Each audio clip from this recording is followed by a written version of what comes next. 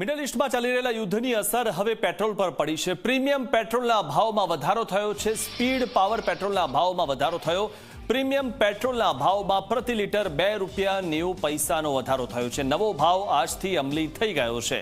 ત્યારે હવે પેટ્રોલનો ભાવ વધ્યો છે અને યુદ્ધની અસર હવે પેટ્રોલ પર થઈ છે।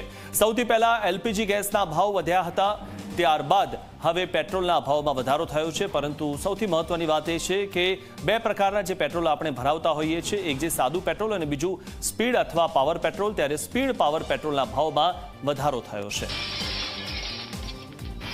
તો યુદ્ધની અસર હવે લોકોના ખિસ્સા પર જોવા મળી છે। પ્રીમિયમ પેટ્રોલમાં લીટર દીઠ ₹2.35નો વધારો જોવા મળ્યો છે। સુરતમાં ઇન્ડસ્ટ્રીયલ ડીઝલના ભાવમાં લીટર દીઠ ₹22નો વધારો થયો છે। ઈરાન અને ઇઝરાયલ વચ્ચે જે રીતે યુદ્ધની પરિસ્થિતિનું નિર્માણ થયું છે, ત્યારે તેની સીધી અસર હવે લોકોના ખિસ્સા ઉપર જોવા મળશે। કારણ કે પ્રીમિયમ જે પેટ્રોલ છે તેના ભાવમાં ₹2.35નો વધારો થયો છે, જ્યારે ઇન્ડસ્ટ્રીયલ જે ડીઝલ છે તેમાં ₹22નો વધારો થયો છે। આપણી સાથે સામાન્ય લોકો જોડાયા છે, તો તેમની સાથે આપણે વાતચીત કરીશું। જી, પ્રીમિયમ પેટ્રોલ પર ₹2.35નો વધારો, શું કહેશો? એ ખોટું કહેવાય। એક બાજુ એમ કહે છે કે આપણને સહાય મળી છે ને એક બાજુ તમે આ રીતે જનતાને લૂંટવાની વાત કરો છો। જી, આપ શું કહેશો? આપ પણ પેટ્રોલ પુરાવા આવ્યા છો, હવે પ્રીમિયમ પેટ્રોલ પર ₹2.35નો વધારો। વર્તમાન યુદ્ધની સ્થિતિ છે એને ધ્યાનમાં રાખીને કદાચ વર્તમાનમાં જે છે એ પગલું લીધું એ ગવર્મેન્ટે, પણ યુદ્ધની સ્થિતિમાં કંઈક સામાન્ય ફેરફાર થશે તો પેટ્રોલમાં વધારો થયો, ઘટાડો બી થઈ શકે।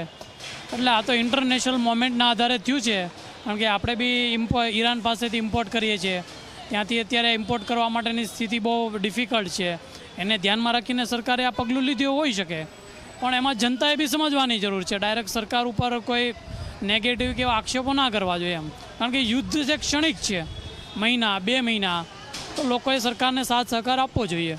લોકોએ સરકારને સાથ સહકાર આપવો જોઈએ। આપ જોઈ શકો છો જે રીતે પ્રીમિયમ પેટ્રોલના ભાવમાં ₹2.35નો વધારો થયો છે, ત્યારે લોકોના જે ખિસ્સો છે તે ખિસ્સા ઉપર તેની અસર જોવા મળશે। હાલમાં જે લોકો આવી રહ્યા છે તે લોકો એક તરફ ગુસ્સો જોવા મળી રહ્યો છે, જ્યારે કેટલાક લોકો એવું માની રહ્યા છે કે ઈરાન અને ઇઝરાયલનું જેવું યુદ્ધ પૂરું થશે ત્યારબાદ તાત્કાલિક ધોરણે જે પેટ્રોલ અને ડીઝલના જે ભાવ છે તેમાં ઘટાડો પણ જોવા મળશે। કેમેરામેન વિજય બેસાણે સાથે ચેતન પટેલ, ઝી મીડિયા, સુરત।